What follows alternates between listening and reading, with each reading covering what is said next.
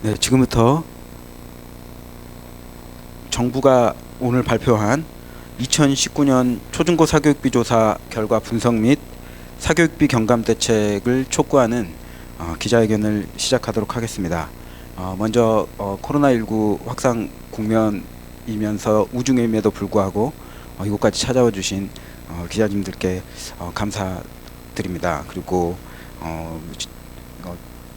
전형 국면이 심각한 상황임에도 부득이하게 기자회견을 개최하게 된 이유는 오늘 발표한 사교육비 조사 결과가 그 전년도에 이어 역대급 사교육비 폭증이라는 결과를 마주했기 때문에 기자회견을 열지 않을 수 없었습니다. 작년에 1인당 월 평균 사교육비가 1.9만 원 올랐을 때도 역대급 사교육비 참사라고 저희가 표현하면서 정부로 하여금 종합적인 사교육비 경감 대책을 내놓을 것을 촉구한 바 있습니다. 그리고 종합적인 사교육비 경감 대책이 마련 혹은 추진되지 않을 경우에 2차적인 사교육비 폭증 참사를 맞을 것이라는 예고를 한 바도 있습니다. 그래서 그 예고 앞에 오늘 마주했기 때문에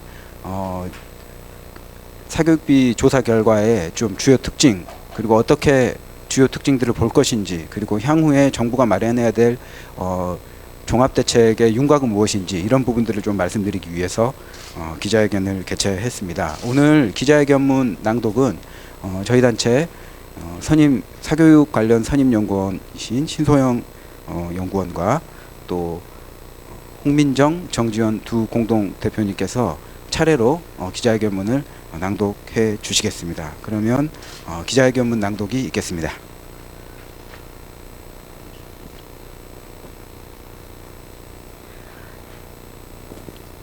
네, 이번 사교육비 조사 결과의 주요 특징 및 분석 내용을 말씀드리겠습니다. 먼저 첫 번째 특징으로 학교급별 1인당 월평균 사교육비는 고등학생 36만 5천 원, 중학생 33만 8천 원, 초등학생 29만 원 순으로 고등학교에서 사교육비 지출이 가장 많은 것으로 나타났습니다. 2017년까지는 중학교 수치가 고등학교보다 높았으나 2018년부터는 고등학교의 사교육비 지출이 중학교보다 많아졌습니다.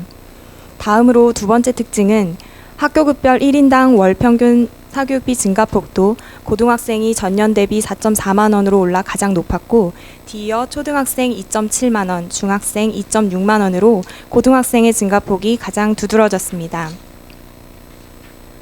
학교급별 1인당 월평균 사교육비는 초중고 모든 학교급에서 증가했을 뿐 아니라 각 학교급별 증가폭도 작년보다 크게 늘어났습니다.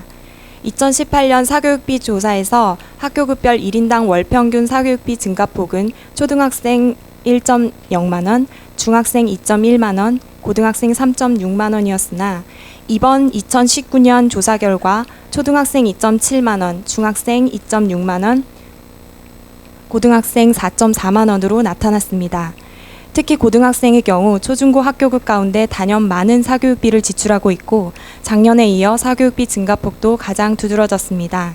이는 2018년부터 고등학생에게 직결되는 대입제도 및 환경에서 사교육 유발 요인이 지속적으로 증가되고 있음을 의미합니다.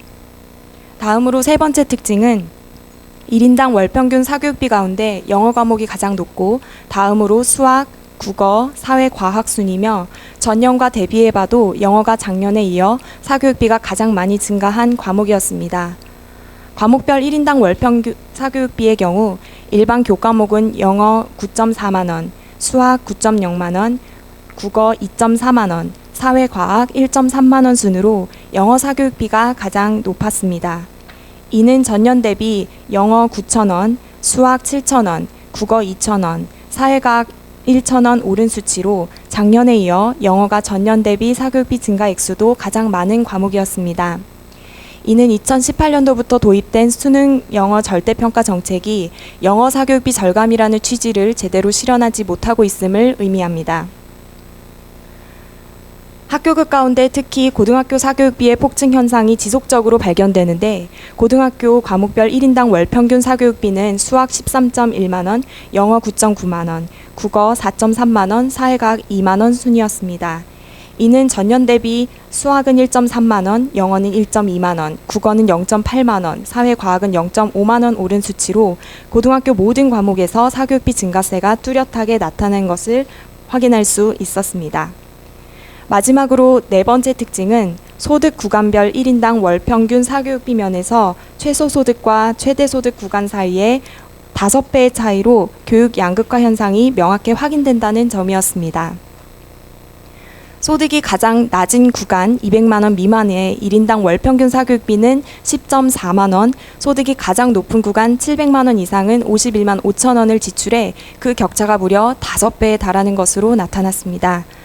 사교육 참여율도 200만 원 미만 구간은 47%로 작년 대비 0.3%포인트 줄었으나 월 700에서 800만 원 구간은 87%로 작년보다 3.3%포인트 늘어나 소득에 따른 사교육 참여율도 현격한 차이를 보였습니다. 특히 700만 원 이상 구간은 월 평균 70만 원 이상의 고액을 지출하는 비율도 28.1%에 달하는데 이와 같이 고소득층의 사교육비로 고액을 지출하는 비율이 최근 5년 동안 지속적으로 가파르게 증가되고 있는 현상을 볼 때 교육 양극화 현상이 가속화되고 있는 것을 확인할 수 있었습니다. 네, 다음으로 분석 결과에 대해서 말씀드리겠습니다. 먼저 첫 번째 분석 결과입니다. 초중고 학교급 중 고교 사교육비가 36.5만 원으로 가장 많고 증가폭도 전년 대비 4.4만 원으로 가장 높은 것은 현행 대입제도가 사교육 유발 요인을 안고 있을 뿐만 아니라 2018학년도부터 지속되고 있는 불수능 기조가 원인이라고 할 수 있습니다.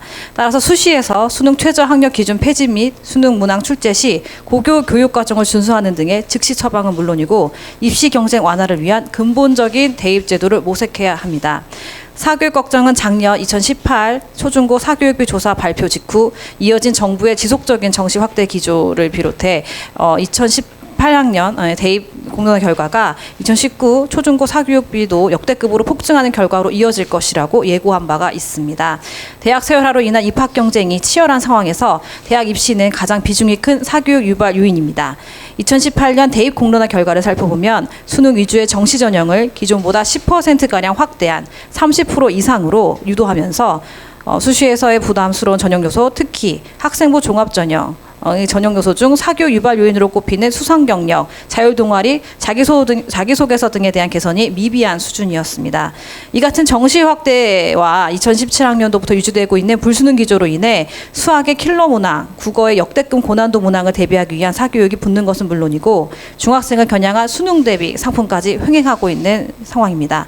그나마 작년 11월 교육부가 대입 공정성 강화 방안을 발표하는 과정에서 학종에서 사교육 유발 요인으로 지목되어 온 수상 경력과 자율 동아리를 대입에서 미반영하고 자기소개서를 폐지한 것은 다행스러운 결정입니다.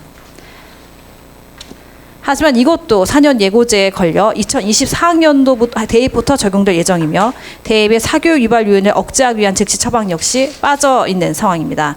수시에서 수능 최저 학력 기준을 폐지하는 것과 수능 문항 출제 시 고교 교육 과정을 반드시 지키도록 하는 것 또한 반드시 필요한 과제입니다. 수능 또한 공교육 정상화 및 선행 교육 규제에 관한 특별법의 적용을 명시를 하고 수능 출제 시 이를 준수할 수 있도록 하는 건 이는 반드시 필요한 일입니다. 국가가 출제한 수능이 교육과정을 준수하는 것은 당연한 책무이지만 교육부는 수능이 공교육 정상화법의 적용 대상이 아니라고 항변하고 있습니다. 하지만 이러한 즉시 처방으로는 사교육비 경감 수준은 크지 않을 것이므로 정부가 입시 경쟁 완화를 위한 근본적인 대입 제도를 모색해야 할 것입니다. 분석 이 두 번째 결과를 말씀드리겠습니다. 1인당 월 평균 사교육비가 전년 대비 3만 원이 오른 32.1만 원으로 폭증한 이유에는 고교체제 개선에 대한 정부의 늑장 대응이 한몫을 하였습니다. 중학교 사교육비도 33.8만 원으로 크게 올랐기 때문입니다. 또한 대표적인 선행학습 유발 요인으로 지목되고 있는 영재학교와 과학고 입학 전형 및 교육과정을 방치한 것도 무시할 수 없습니다. 따라서 자사고, 외고, 국제고, 일반고 전환을 차질 없이 추진하고 영재학교와 과고 문제 역시 시급히 개선해야 할 것입니다. 세 번째 분석 결과를 말씀드립니다. 과목별 1인당 월 평균 사교육비는 2018년부터 영어가 가장 큰 폭으로 상승하고 있음을 확인할 수 있습니다. 이는 절대평가 취지와 달리 수능의 난이도가 올라가서 영어 학습 부담이 주요 원인으로 뽑힐 수가 있습니다. 1인당 월 평균 사교육비가 가장 많이 오른 영어 과목의 경우 고등학교는 1.2만 원, 중학교는 0.9만 원, 초등학교 0.8만 원 순으로 올랐습니다. 이는 수능 영어 학습 부담이 주요 원인입니다. 교육부는 수능 영어 절대평가를 도입한 시점에서 그 취지를 수능 시험 점수 경쟁을 완화하고 실제 영어 능력을 향상시키는 것이라고 밝혔습니다. 이와 관련해 수능 영어 1등급이 10% 정도 나오게 되면 중하위권 학생의 학습 의욕이 고취되고 상위권 학생의 사교육 부담도 해소될 것이라는 교육계의 긍정적인 평가도 있었습니다. 실제로 2018학년도 수능에서는 응시생의 10.03%가 1등급을 받아 도입의 취지가 실현되는 분위기였습니다. 하지만 평가원이 실시한 2019학년도 수능 모의고사부터 난이도가 급격하게 올라갔습니다. 1등급 학생이 4.19%가 나오게 되자 영어 절대평가는 어렵다는 도식이 성립하게 되었습니다. 한국교육과정평가원이 제공하는 2019학년도 수능 채점 자료를 보면 실제로 영어 1등급 비율이 5.3%로 수능 1등급 비율보다도 낮습니다. 절대평가가 되어 90점 이상이면 1등급이 됨에도 불구하고 비율이 낮게 나타난 것은 그만큼 영어가 어려워졌다는 증거입니다. 이런 기조가 이어진다면 당연히 영어 사교육 수요는 더욱 늘어나게 되는 것입니다. 여기에 평가원이 실시하는 6월 모의고사, 9월 모의고사 실제 수능에서 1등급 비율이 5%대와 7%대를 오가는 상황이 연출되면서 수험생 입장에서는 수능 영어 난이도를 종잡을 수 없는 상황이 연출됩니다. 즉 절대평가된 수능 영어는 어렵거나 난도를 종잡을 수 없으니 방심하면 안 된다는 신호를 줄 수밖에 없는 것입니다. 여기에 국어, 수학, 사탐, 과탐이 상대평가인 상황이 중학생을 수능 영어 사교육으로 유도하고 있는 상황입니다. 절대평가되었지만 난이도가 어려운 수능 영어를 미리 대비하라는 신호는 물론이고 상대평가 과목이 더욱 중요해졌기 때문에 절대평가인 영어는 중학교 때 끝내고 고등학교에서는 상대평가 과목을 준비하라는 신호를 사교육 시장에서 주는 것입니다. 이 신호는 중학교를 끝나지 않고 초등학생 수능 대비 영어 사교육으로 이어지는 현실입니다. 네 번째 마지막 분석 결과입니다. 사교육을 받는 이유와 관련 학교 수업 보충이 1위, 선행학습이 2위인 점을 고려할 때 대입에서 영향력이 커진 고교 내신 대비 사교육 수요 증가도 사교육비 증가 요인으로 추정됩니다. 따라서 내신 사교육비 억제를 위한 대책 마련도 시급하다고 보입니다. 사교육 수강 목적에 대한 응답에서 학교 보충 수업이 48.5%로 가장 높았으며 다음이 선행학습으로 22.9%였습니다. 두 항목 모두 학교의 학업 성취도와 관련이 있는 내용입니다. 즉 내신 성적의 향상 및 유지를 위해 사교육을 받고 있다는 의미입니다. 대입에서 고교 내신의 영향력이 커진 상황을 고려할 때 고교 내신 대비 사교육 수요 증가도 사교육비 증가 원인으로 추정됩니다. 대입에서 내신의 중요도는 높아졌고 지식 암기 중심의 수업과 오지선다형 평가 방식이 여전한 고교의 상황을 볼 때 기출문제 풀이 중심으로 사교육 기관에서 학교 시험을 대비하는 수요가 증가한 것입니다. 따라서 문재인 정부는 고교 내신 사교육비 억제를 위해 고교 내신 절대평가 전면 도입과 사교육 기관을 통해 대비할 필요가 없도록 학교의 수업과 평가를 혁신하는 등 특단의 조치를 취해야 할 것입니다. 사교육비 조사와 관련한 개선 사항으로는 사교육비 총 규모에 영유아 사교육비, EBS 교재 구입비, 방과 후 학교, 어학 연수비 등을 포함해야 합니다. 더불어 2018년 중 실시하겠다고 발표한 유아 사교육비 본조사 시행에 즉각 착수해야 할 것입니다. 2019년도 사교육비 총 규모에는 전년과 마찬가지로 영유아 사교육비, EBS 교재 구입비, 방과 후 학교 수강비, 어학 연수비 등이 포함되지 않았습니다. 사교육비 개념 확대에 대한 학부모와 시민사회의 꾸준한 요구가 아직도 반영되지 않은 것입니다. 2020년 조사 결과 발표부터는 위의 항목을 반드시 포함시켜야 합니다. 더불어 교육부와 통계청은 2017년에 유아 사교육비 시험 조사를 실시한 후 이를 통해 2018년 유아 사교육비 본조사 추진 여부를 결정하겠다고 했으나 지금껏 유아 사교육비 조사에 대한 계획이 발표되지 않은 상황입니다. 교육부는 시험 조사 실시 이후 본조사를 실시하지 않은 이유를 명확히 해야 할 뿐만 아니라 반드시 본조사를 실시해서 증가세로 평가되는 영유아 사교육비의 실체를 파악하고 또 유아를 둔 가정의 가계 부담을 해소할 방안을 마련해야 할 것입니다. 특히 유아 단계의 조기 교육이 점점 연령이 내려가는 폐해를 막기 위해서 조사 범위 또한 유아 만 3세에서 5세뿐 아니라 영아 만 0세에서 2세까지 확대하여 조사를 진행하고 영유아 사교육에 대한 정확한 실태 파악을 바탕으로 영유아 사교육 경감 대책을 수립해야 할 것입니다. 2019년도 초중고 사교육비 조사 결과 사교육비 폭증은 당연히 나타날 결과에 대해 미온적으로 대처하고 늑장 대응한 정부의 대처에 의한 참사입니다. 작년 하반기 대한민국 사회에서 화두가 되었던 것이 직업, 경제력, 학력, 학벌과 같은 부모의 배경이 교육제도를 통해 자녀에게 대물림되는 특권 대물림 교육 문제였습니다. 통계를 통해 나타나는 것처럼 1인당 월 평균 사교육비의 폭증과 또 소득 분위별 사교육비 지출 격차는 경제력에 의해 대입 결과가 바뀌는 현실을 보여주는 대표적인 지표라 할 것입니다. 이 문제의 해결에 문재인 정부는 적극적으로 나서야 했으나 그간 수수방관해 왔습니다. 급기야 대입제도 등 사교육과의 영향관계가 깊은 교육 정책마다 사교육 유발 요인을 내재하고 있음에도 아무런 대책을 내놓지 않았습니다. 그러다가 작년 연말 서울 16개 대학의 정시 수능 위주 전형을 40% 이상으로 확대하라는 신호를 주며 정시 확대 폭을 증가시키는 오류를 범했습니다.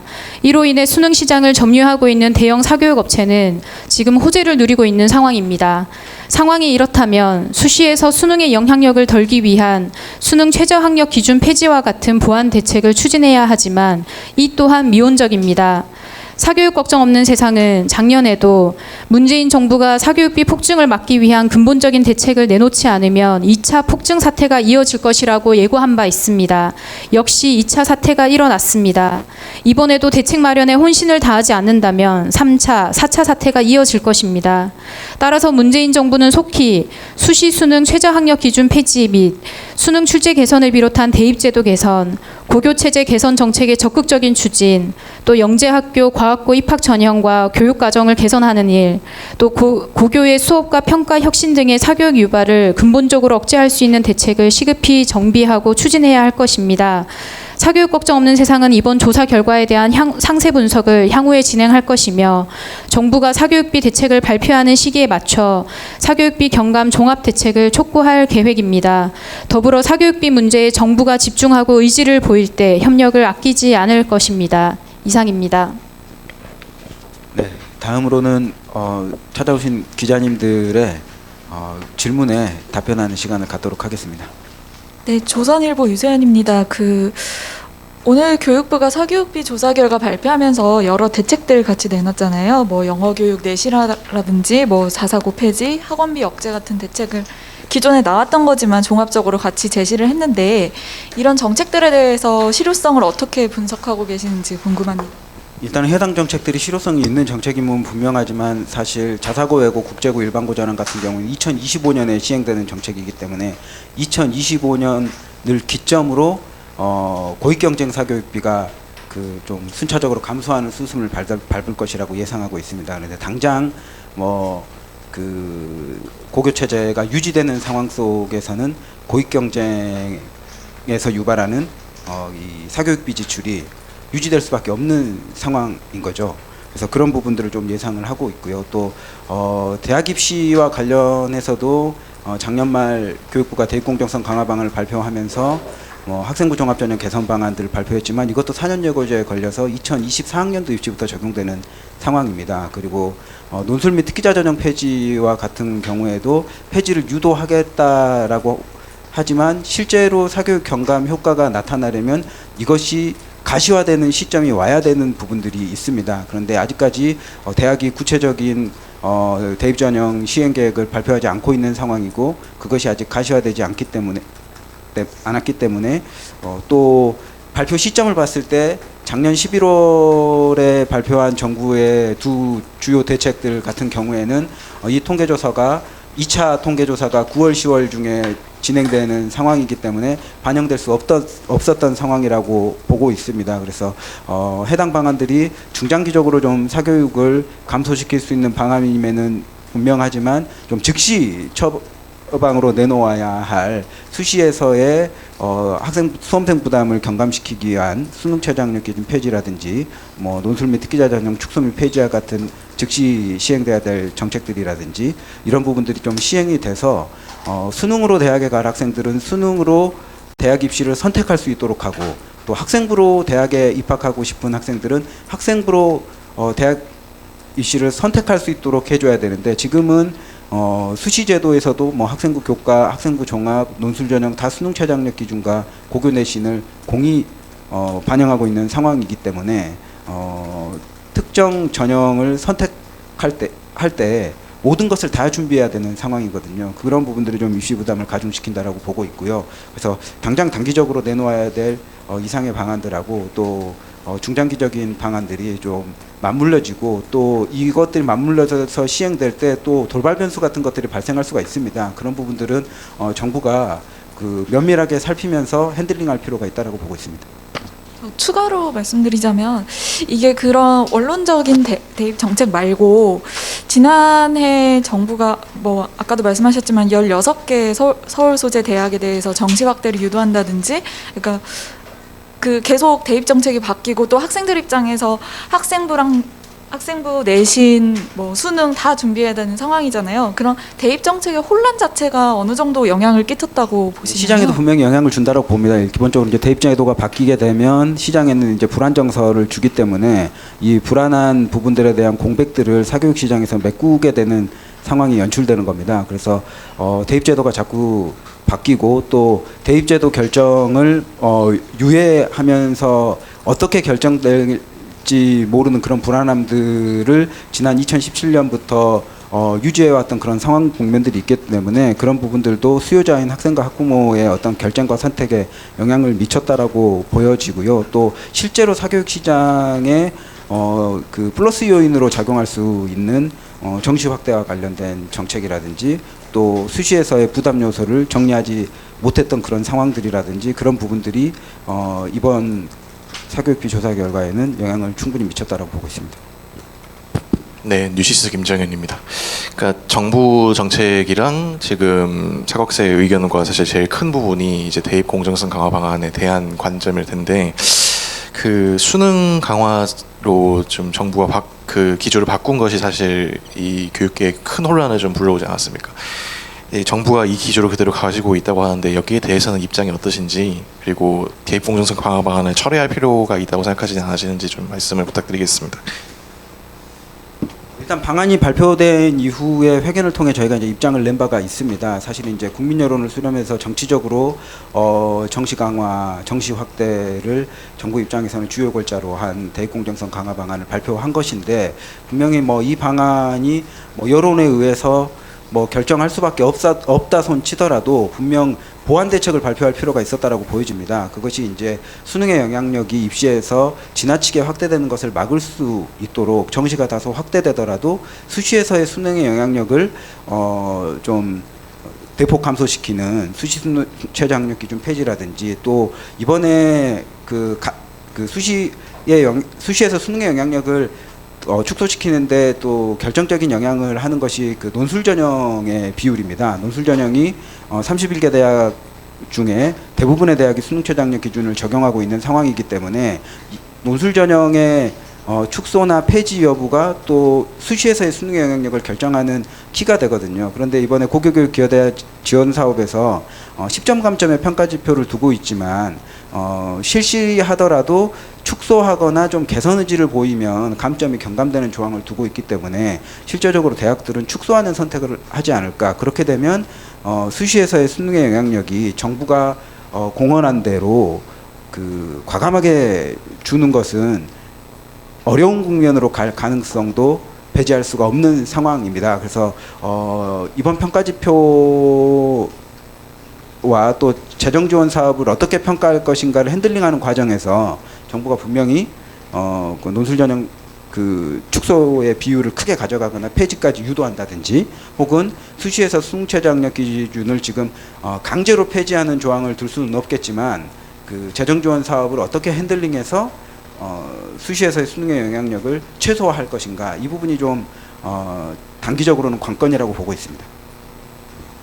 네, 첨언하자면 수능 위주 전형이 확대될수록 사교육 시장에 굉장한 그 확대가 예상이 되는 것은 자명한 사실이고 또 고소득층에게 굉장히 유리해짐도 대중적으로 잘 알려진 사실이기 때문에 그런 사실을 또 교육 당국이 명심하고 대입제도가 지속적으로 변동되는 것 역시 사교육을 유발시키기 때문에 일단 발표된 그 수능 위주 전형 확대 정책에 대해서는 폐지하기는 어렵겠지만 이 기조를 유지하면서 말씀하신 대로 보완 대책들을 면밀하게 구성한다면 사교육 확대를 최소화하면서도 네, 대입 공정성 강화에 기여할 수 있다고 생각합니다.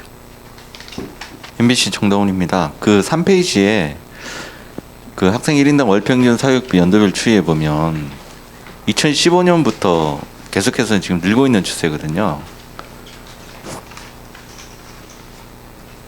근데 제가 잘 몰라서 그러는데 이게 이때부터 뭔 일이 있었던 건가요? 왜 이렇게 계속 늘었던 거죠?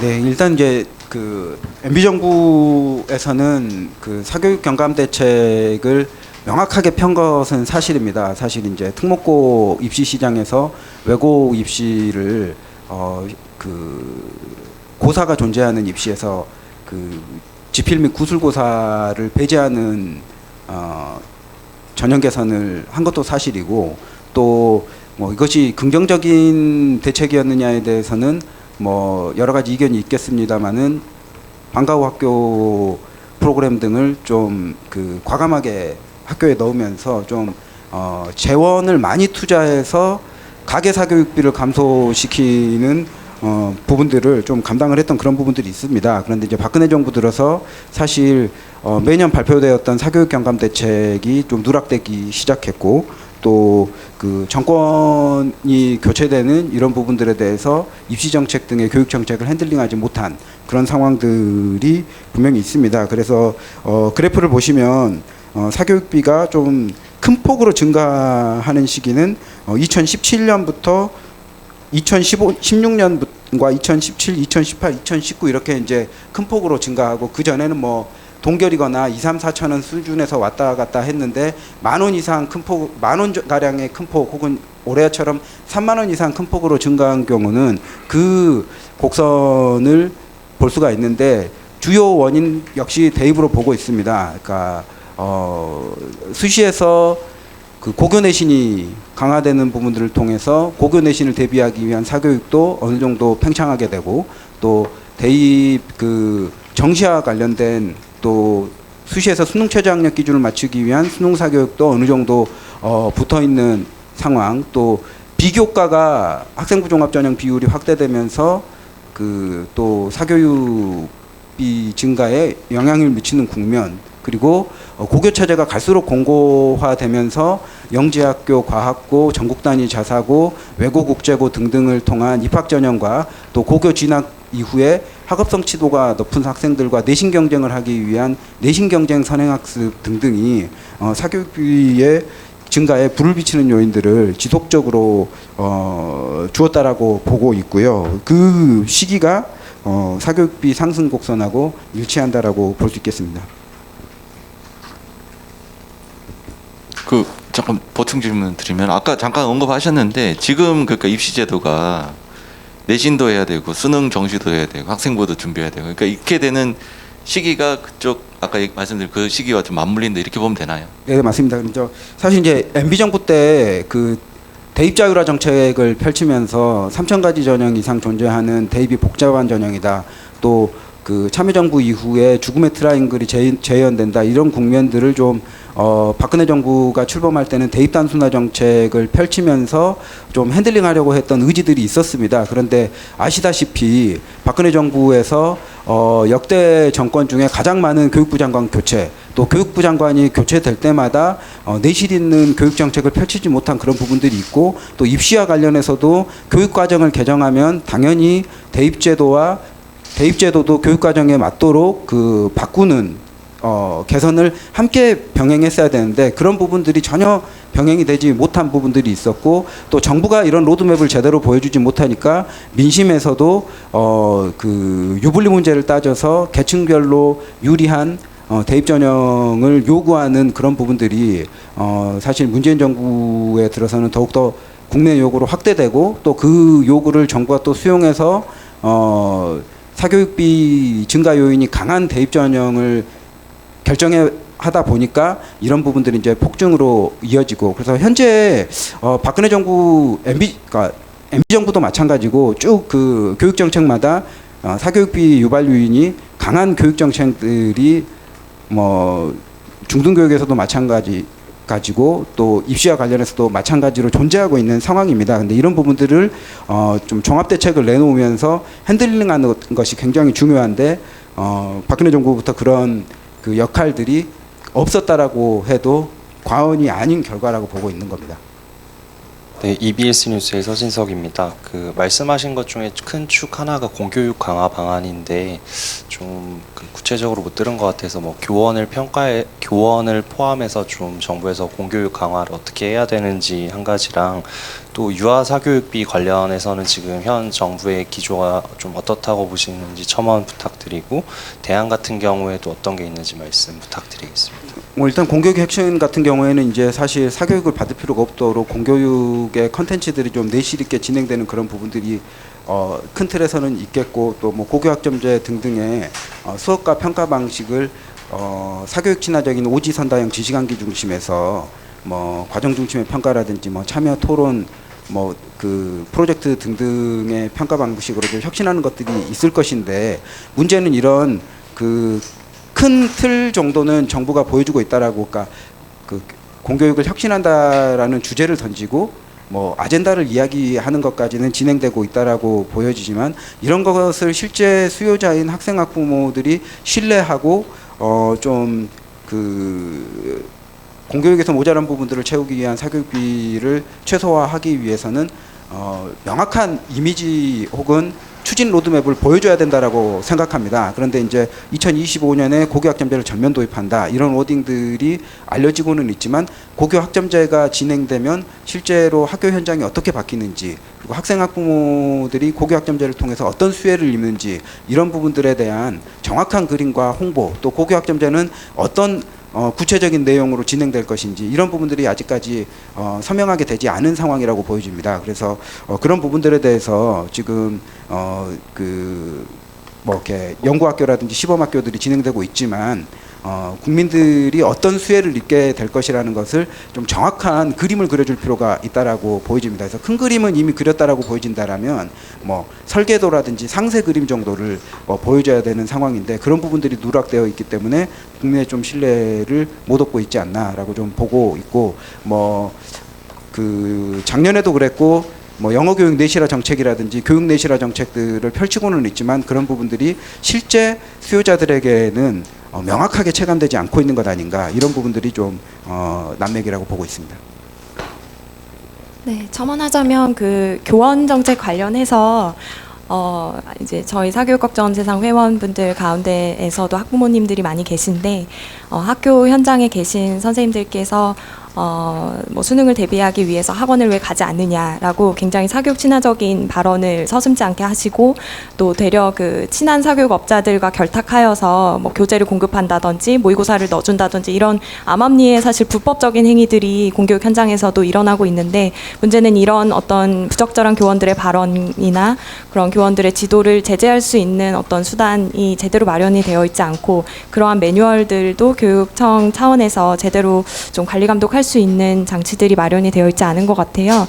그래서 이 교원들 스스로가 지속적으로 사실 수능 확대 정책으로 인해서 그 수능을 대비할 수 있는 여건이 공교육이 굉장히 좀 어려운 상황에 놓여져 있는 것도 사실이긴 하지만, 그럼에도 불구하고 스스로 교원들의 전문성을 무너뜨리는 이런 행위를 좀 단속하고, 또 스스로 자정할 수 있는 장치들을 좀 마련하는 것이 필요할 것 같고요.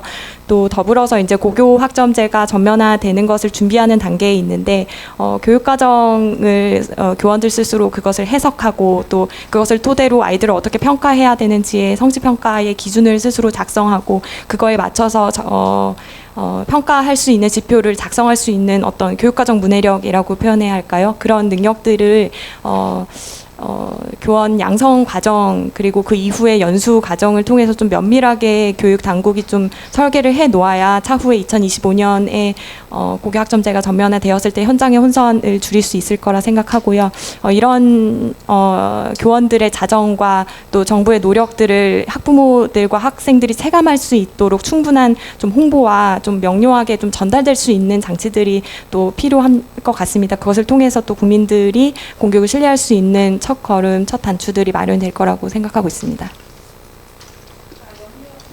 영유아 부분도 물어보셨는데 답변이 안 된 것 같아서 첨언을 하자면 영유아 사교육 같은 경우에는 초중고 사교육비와 달리 좀 통계조차 제대로 잡히고 있지 않은 실정입니다. 여기 초중고 사교육은 통계청에서 지금 계속 매년 지표가 나오고 있지만 영유아 사교육 같은 경우에는 몇 해 전에 이제 여가정책연구소에서의 사료들을 발표하다가 2018년에 제대로 된 이제 통계 자료를 발표하겠다라고 얘기했음에도 불구하고 제대로 결과가 나오지 않고 있는 상황이거든요. 그래서 영유아 사교육비 통계 또한 좀 면밀하게 정부가 이 정도 수준으로 좀 자세하게 좀 조사가 되어서 먼저 실체를 파악해야지 좀 개선 방안도 좀 더 정확하게 잡을 수 있을 것 같다는 생각이 들고, 그리고 영유아 사교육 같은 경우에는 다른 사교육과 달리는 좀 보육을 사실 담당하고 있는 측면도 있습니다. 그렇기 때문에 국가 차원에서 이런 보육 문제에 대해서 좀 정말 피부에 와닿는 그런 정책들이 있어야 될 것 같습니다. 이를테면 구청에서 뭐 아무래도 뭐 케어센터를 마련한다고 해도 구청이 상당히 멀 수도 있고, 영유아 가진 부모들한테는 구청까지 뭐 걸어서 20분이라는 거리도 굉장히 먼 거리고 사실은 접근성이 떨어지기 때문에 사실 또 학원을 보육기관을 또 이용하고 있는 측면도 없지 않습니다. 따라서 좀 실질적으로 영유아 부모들의 필요에 맞는 그런 보육 정책들, 그런 것들 좀 우선돼야 될 것 같고요. 그리고 저희가 계속해서 얘기하고 있는 영유아 과잉 학습을 위한, 학습 예방을 위한 영유아 인권법 제정도 사실은 2017년도나 뭐 문재인 정부 초기엔 좀 얘기가 됐다가 물론 아동 인권법에라는 공약도 있었고 되다가 지금 사실은 어떤 정부 부처도 사실 어떤 담당이다라는 것도 정해지지 않고 유출되고 있는 상황입니다. 따라서 영유아의 놀 권리, 특히 전 아동들이 사실 놀 권리, 쉴 권리 굉장히 필요하지만 영유아에게 있어서 뛰어놀고 달릴 수 있는 것은 발달의 과정이 굉장히 필요한 거기 때문에 이런 걸 충분히 보장될 수 있도록 하는 법 제정도 굉장히 필요하다고 보고 있습니다.